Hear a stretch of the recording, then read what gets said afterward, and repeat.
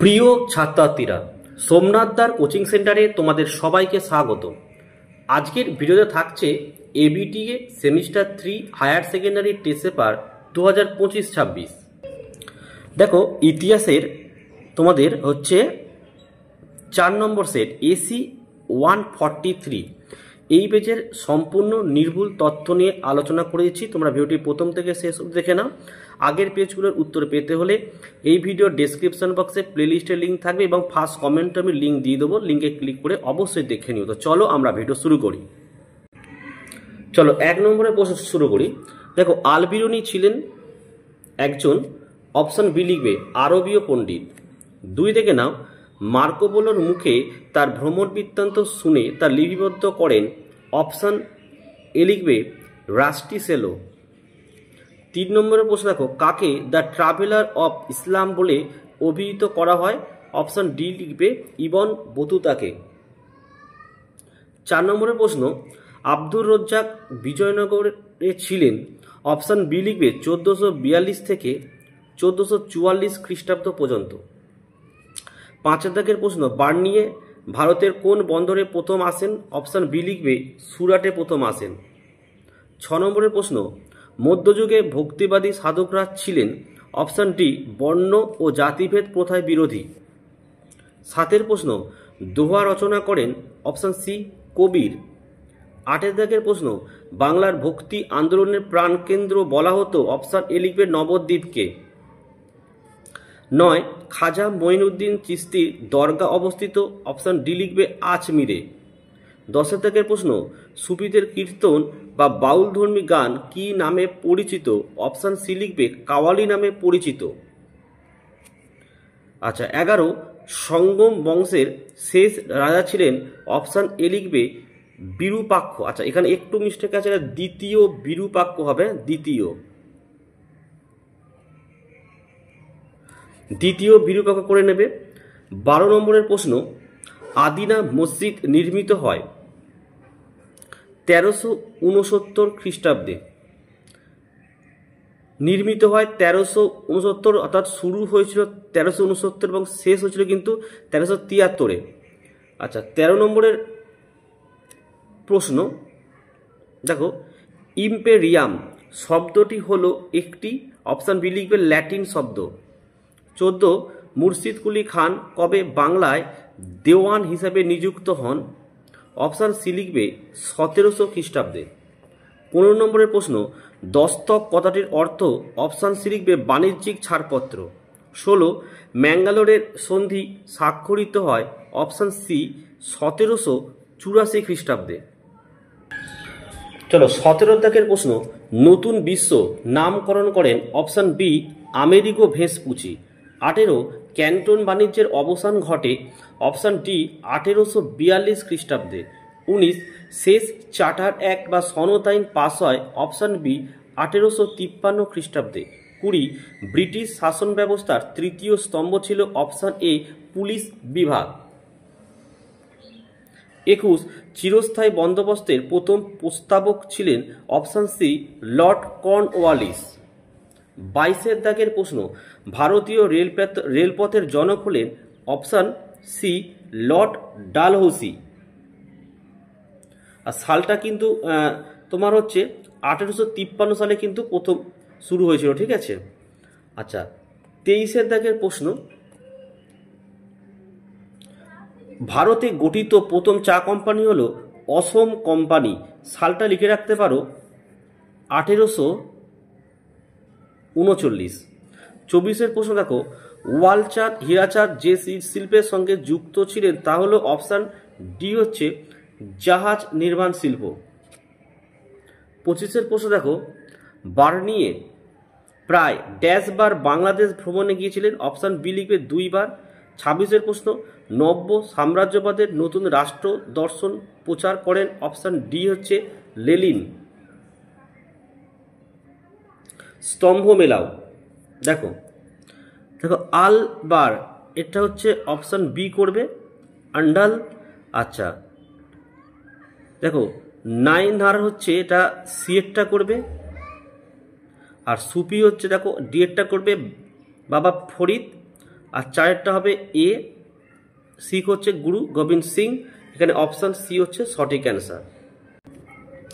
চলো এখানে আরও একটি স্তম্ভ মেলাও দিয়ে দিয়েছে, দেখো পাঁচশালা বন্দোবস্ত হচ্ছে এইটা 1772 খ্রিস্টাব্দ। আচ্ছা হেস্টিংসের বারওয়েল পরিকল্পনা, এটা হবে ডিএডটা হবে 1775। একশালা হচ্ছে আমাদের এ 1777 খ্রিস্টাব্দ। আর ফ্রান্সিস মিনিট এটা হচ্ছে বিএডটা 1776 খ্রিস্টাব্দ, অপশান হচ্ছে এ।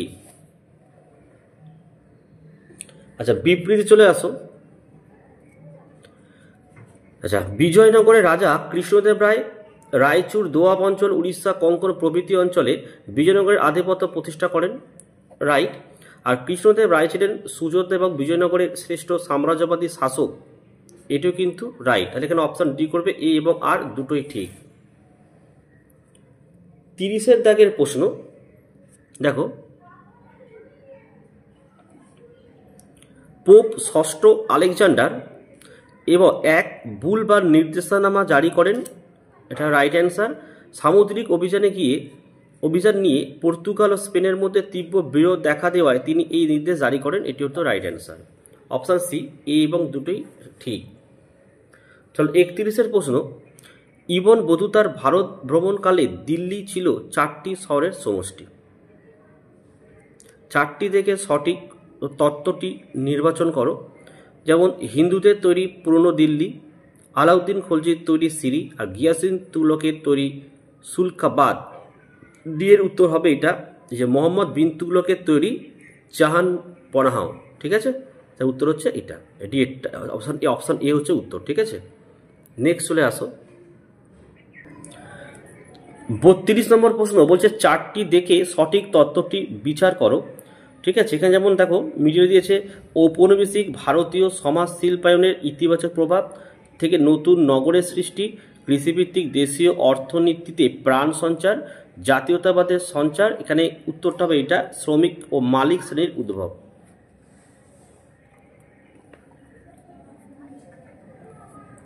আচ্ছা এখানে 33-এর ঘটনার ক্রম অনুযায়ী সাজাও। চিস্তি সম্প্রদায়, ফিরদৌসি সম্প্রদায়, নকশাবান্দিয়া সম্প্রদায়, আর সুহারবার্দি সম্প্রদায়। এখানে সঠিক অ্যান্সার অপশান এ করবে, 1, 4, 2, 3। যদি সালগুলো তোমার হিসাব করো, একেরটা হচ্ছে চিস্তি সম্প্রদায় 1141 থেকে 1143, তারপরে 4 সুহারবার্দি সম্প্রদায়, এটা হচ্ছে 1170 আসবে। আর 2 নম্বরে ফিরদৌসি সম্প্রদায় হচ্ছে 1283, আর এটা হচ্ছে তোমার 1318, ঠিক আছে। আর 34 নম্বরের প্রশ্ন সেম, ঘটনার ক্রম অনুসারে সাজাও, ঠিক আছে।